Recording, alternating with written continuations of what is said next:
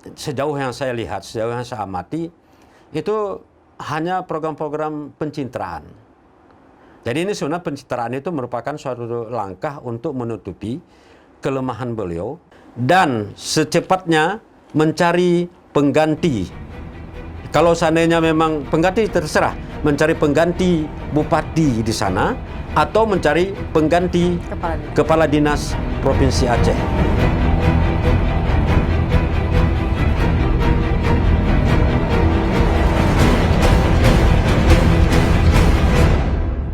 Assalamualaikum warahmatullahi wabarakatuh. Kembali lagi dengan saya Siti Aminah di channel PTM, tepatnya di episode ke-102 tahun ketiga edisi Kamis 10 Agustus 2023. Bagi rekan yang belum subscribe, silahkan subscribe dan kita masih menunggu komentar yang positif dan membangun pastinya. Bagi rekan PTM, kita masih membahas soal isu pendidikan di Provinsi Aceh. Kali ini kita akan angkat tema tentang Kadis rangkap jabatan. Benarkah mutu pendidikan Aceh semakin terpuruk? Bersama narasumber kita, Pak Tabrani Yunis, beliau adalah pemerhati pendidikan. Assalamualaikum Pak Tabrani. Waalaikumsalam warahmatullahi wabarakatuh. Apa kabarnya nih Pak? Alhamdulillah baik. Ya, bagaimana dengan Aminah ini? Sehat-sehat juga ya? Alhamdulillah sehat. Ya. Terima kasih Pak Tab udah meluangkan waktunya nih di tengah kesibukan. Ngobrol hadir bersama PTM, kita ngobrol lagi ini terkait tentang tentu mutu pendidikan. Sepertinya senyap-senyap saja nih ya. Semakin terpuruk tapi semakin sepi atau saling lempar tangan, kita juga nggak tahu. Tapi apa yang Anda lihat sejauh ini, apalagi kan Kepala Dinas Pendidikan ini kan sudah lama nih menjadi kadis nih Pak Tab. Oke, terima kasih. Ini jadi topik yang selalu kita bicarakan. Ya sebenarnya kenapa kita bicarakan, karena memang isu pendidikan itu isu penting ya. Itu isu penting yang menyangkut hak setiap warga negara. Nah, kalau kita berbicara tentang pendidikan juga kita akan menyorot misalnya ingin menjatuhkan seseorang, tidak ya. Tapi kita karena kepentingan kita untuk kemajuan pendidikan di Aceh.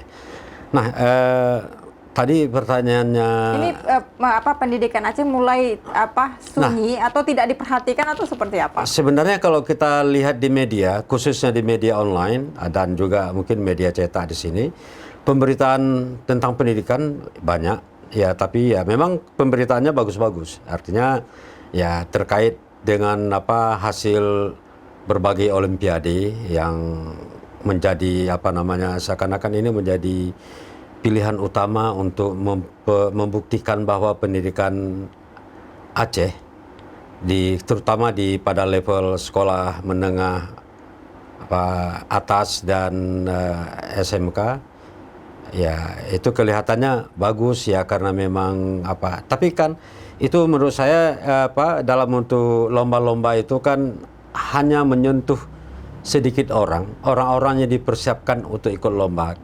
Namun ketika kita berbicara tentang pendidikan kualitas pendidikan, walaupun pada level pendidikan sekolah menengah dan kejuruan atau juga SLB, nah kan yang namanya kualitas mereka adalah kualitas semua peserta didik, termasuk kualitas guru dan yang lainnya.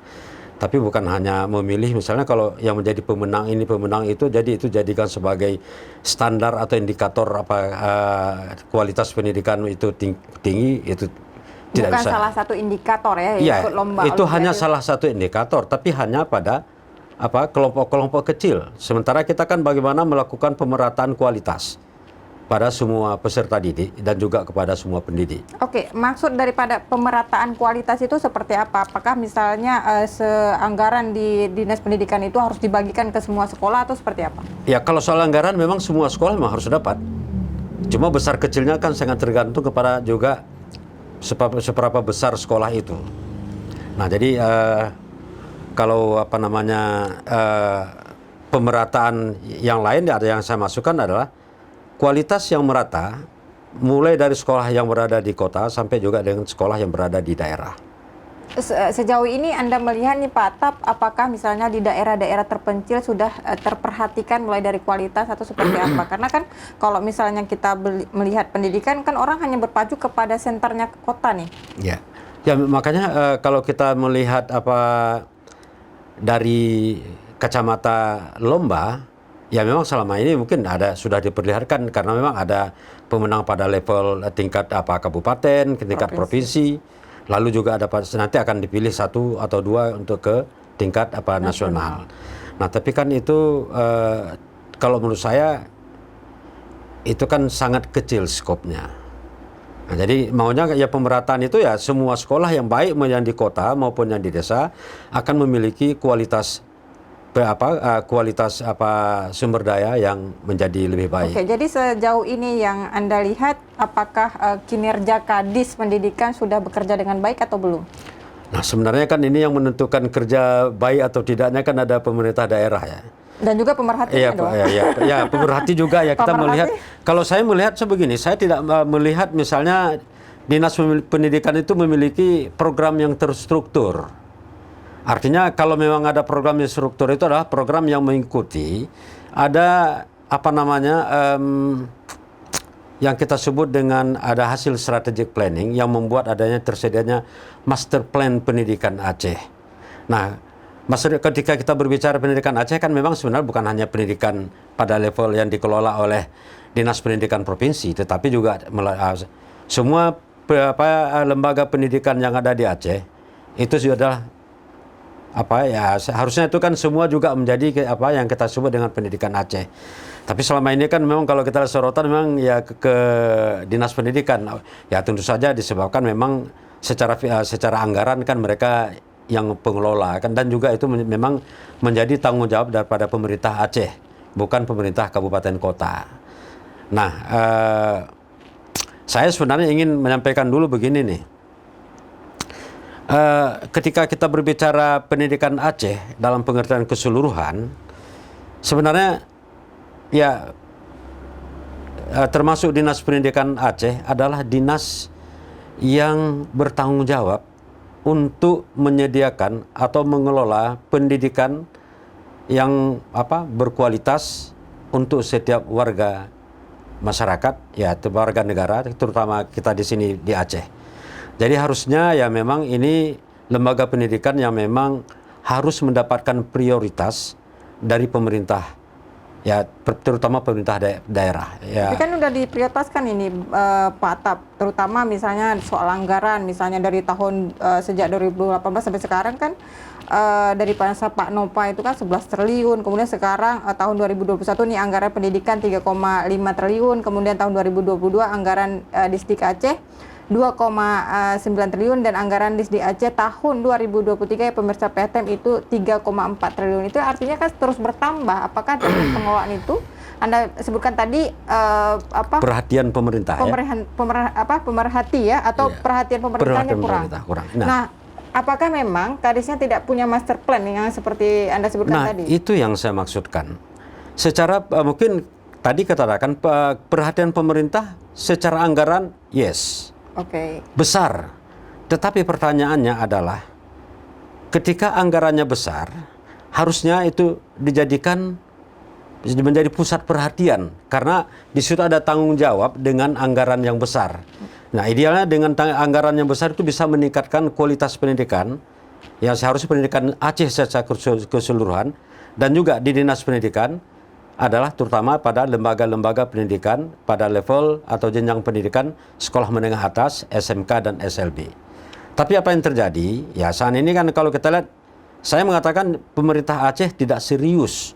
Walaupun dia sudah memberikan dana yang besar, tapi dia tidak serius membangun pendidikan Aceh. Jadi tidak bisa dilihat karena anggarannya besar lalu serius. Tapi ketidakseriusan ini adalah yang bisa kita lihat ketika pemerintah, saya ini dulu dari pertama sekali Kepala Dinas Pendidikan ini ditunjuk sebagai PLT, saya sudah berbicara di media bahwa beliau tidak layak menjadi PLT. Nah, baru-baru ini saya juga menyampaikan hal yang sama sebagai bentuk sikap konsisten saya melihat dan terbukti memang dari awal saya ketika masih PLT lalu diangkat menjadi Kepala Dinas, saya juga tidak melihat ada kapasitas yang cukup bagi beliau untuk meningkatkan kualitas pendidikan. Jangankan pendidikan Aceh yang besar, pendidikan selevel, jenjang pendidikan sekolah menengah, SMP, SMA, dan SMK saja, itu masih belum Terus kenapa Apa kalau misalnya menurut Anda itu alasan eksekutif untuk mempertahankan Kadis Pendidikan Aceh kalau misalnya kinerjanya dinilai buruk? Ya kalau saya ini tidak terlepas dari budaya lama ya. Dulu kita mengenal KKN. Nah kalau sekarang ini kan kepentingannya pertama kepentingan politik penguasa. Ketika zamannya Nova, ini kan politik penguasaan Nova. Nova mungkin ya yang secara dalam berbagai kondisi ya katakanlah ya dia mencari orang-orang yang mendukung Atau jabatan politik gitu ya? yang mendukung ya kekuasaannya dia kan, dan dia melihat sosok kepala dinas yang ini adalah sosok kepala dinas yang cocok, yang bisa ya katakanlah memberikan perlindungan atau memberikan dukungan lebih agar dia lebih kuat sebagai penguasa. Nah, yang kedua, ya saya pikir ini juga ada persoalan nepotisme. Kan ya mereka sedaerah ya. Nah, ini kan nepotisme nih. Nepotisme ya karena tidak melihat kapasitasnya sebagai kepala dinas pendidikan. Kalau dinas sosial itu memang dia mungkin lulus tes dan fit and proper test. Tapi kalau untuk ini kan dia tidak. Tetapi dia secara politis ditarik dengan cara melakukan pergeseran dan lalu ditempatkan di situ.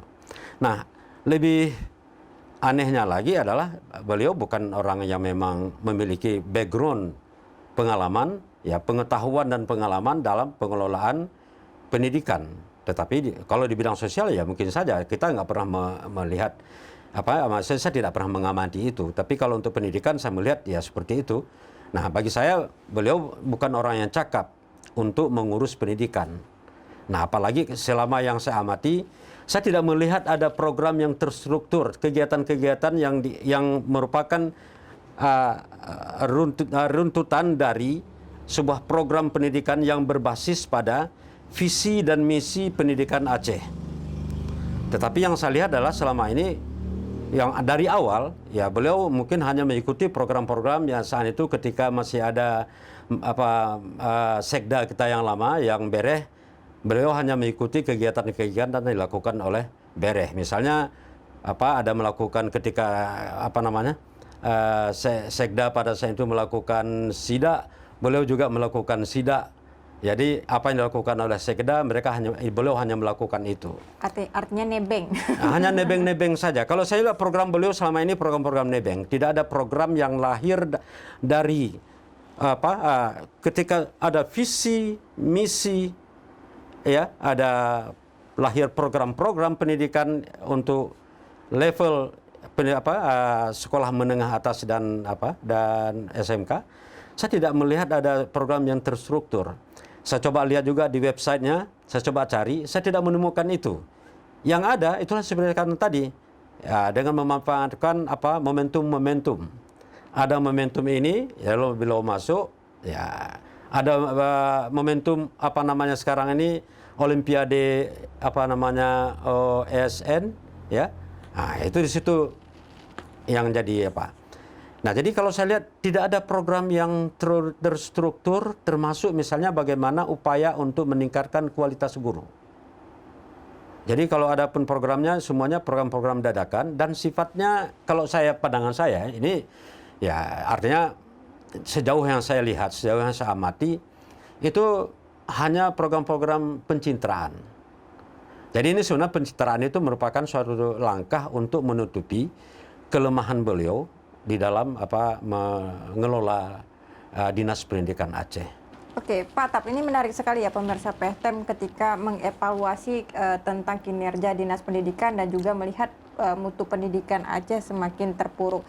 Tapi sejauh ini Pak Tap, kita melihat juga pergantian PJ ini kan sudah PJ Gubernur juga tidak berani mencopot ini Dinas Pendidikan karena melihat kinerja buruk. Apakah memang Pak Al-Hudri, tepatnya Kadis Pendidikan Aceh ini punya power yang sangat power ini Pak. Apalagi ini kan nasib pilar loh, pilar negara kan. Susah juga saya mengukur powernya itu. Tapi kalau menurut saya sebenarnya ini PJ ya seharusnya nggak tahu mungkin PJ dia tidak mendengar suara rakyat, dia tidak mendengar suara kita, dia tidak mendengar suara kritik-kritik yang dari aras bawah. Ya mungkin ya. Nah idealnya Tapi tadi ketika anehnya ketika Minah mengatakan evaluasi ya, seharusnya yang melakukan evaluasi ini kan ya pemerintahan Aceh lah. Sudah sekian lama Luri sebagai kepala dinas, kok nggak ada hasil evaluasinya? Jangan-jangan memang tidak dievaluasi, ya? Jangan-jangan tidak dievaluasi dan dibiarkan begitu. Jadi inilah sebuah sikap pembiaran yang seharusnya dinas pendidikan tadi adalah dinas pendidikan yang penting, karena dinas ini adalah dinas yang mengelola kepentingan rakyat, kebutuhan utama rakyat, kebutuhan dasar rakyat atas pendidikan yang berkualitas. Tapi sayangnya ya pemerintah Aceh ya, apakah zaman rejimnya Pak Nova atau rejimnya PJ saat ini, itu sampai dengan tidak ada hasil evaluasi. Saya khawatir jangan-jangan tidak bisa melakukan evaluasi karena memang tidak ada program. Kalau ada program, kalau memang ada program yang dibuat, maka harus dilakukan monitoring dan evaluasi. Apakah pemerintah Aceh memiliki tenaga untuk itu? Wallahualam, mereka lah yang tahu. Harusnya itu lakukan evaluasi, baru kemudian ya kita sampaikan itu kepada masyarakat seperti apa. Ini kalau saya kan nanti subjektif dikatakan karena pandangan saya sebagai ya pengamat pendidikan. Tapi harusnya ini harus ada yang melakukan evaluasi terhadap kinerja setiap para SKPA termasuk di Dinas Pendidikan Aceh. Jika Anda melihat ini kan kita lihat kadis rangkap jabatan, apakah itu juga mempengaruhi? Boleh nggak misalnya kadis itu rangkap jabatan? Soal boleh ini saya nggak begitu memahami aturan tentang boleh tidaknya. Tapi saya rasa, menurut saya, bukan saya rasa, kalau saya coba analisis bahwa sebenarnya dampaknya pasti besar.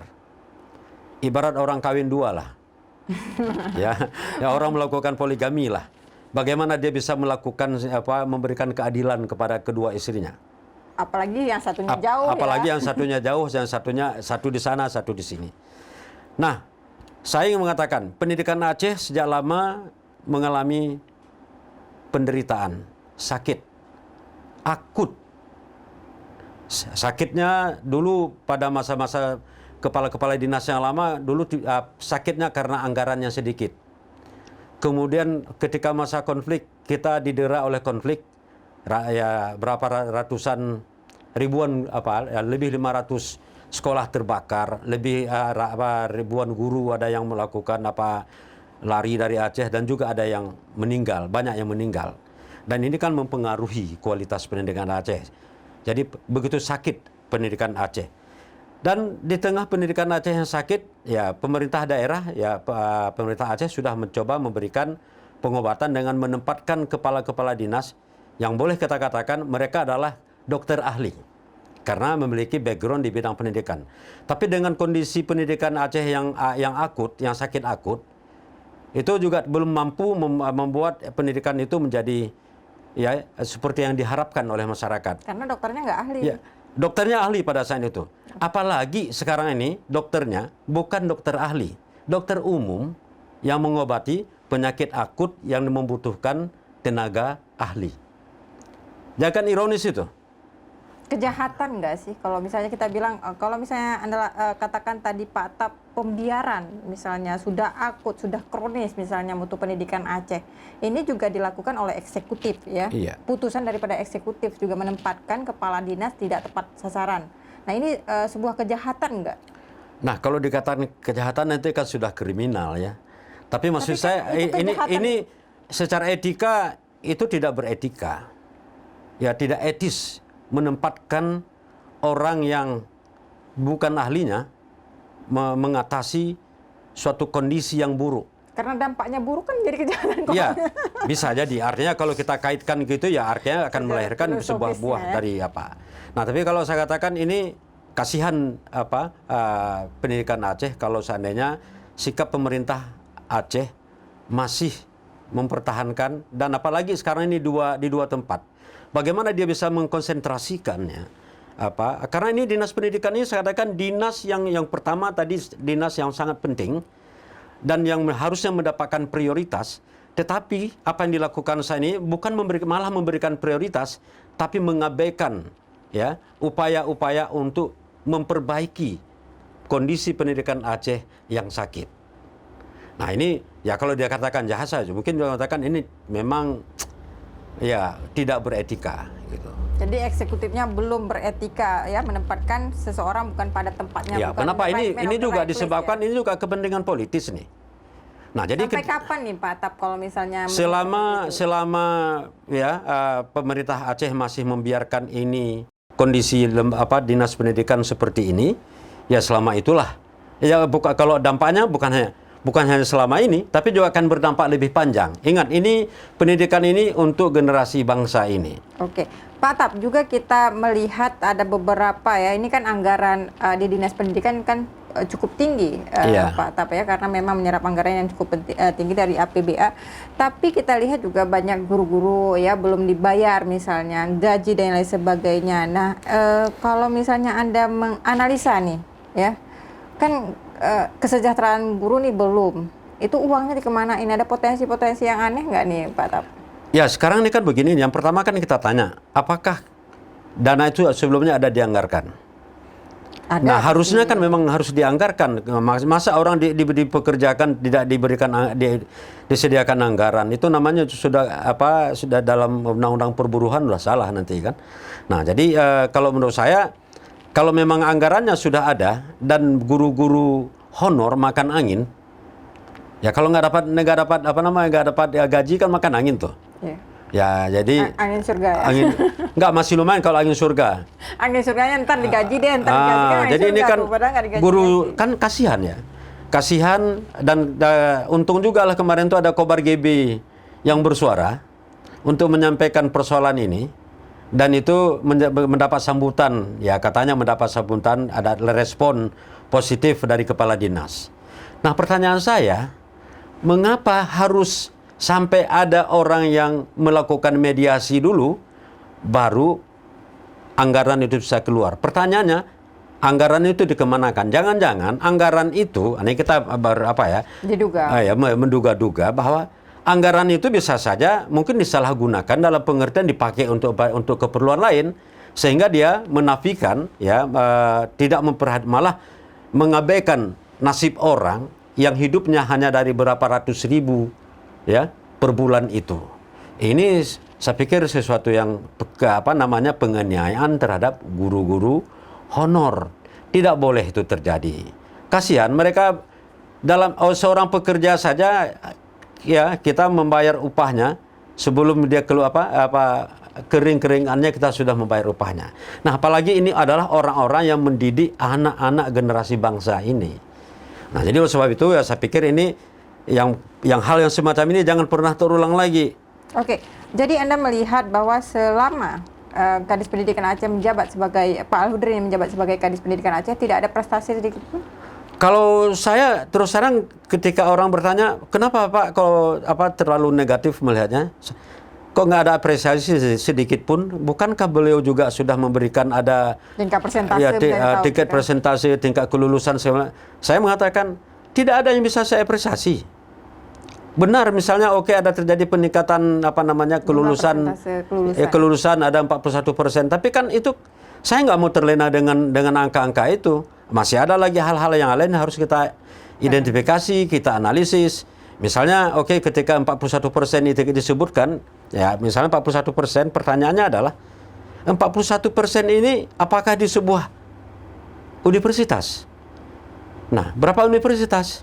Ya ternyata di Aceh kan bukan hanya dua universitas yang ada di jantung kota Banda Aceh ini, tetapi itu 41% kalau dari seluruh universitas yang ada di Aceh. Sebenarnya kalau dari jumlah persen 41 ya, tapi kalau kita lihat dari jumlahnya, andaikan 15.000 peserta ya lulusan SMA dan SMK. Nggak tahu apakah saya juga nggak bagaimana juga yang lulusan dari MAN dan segala macam, berapa di mana yang paling banyak?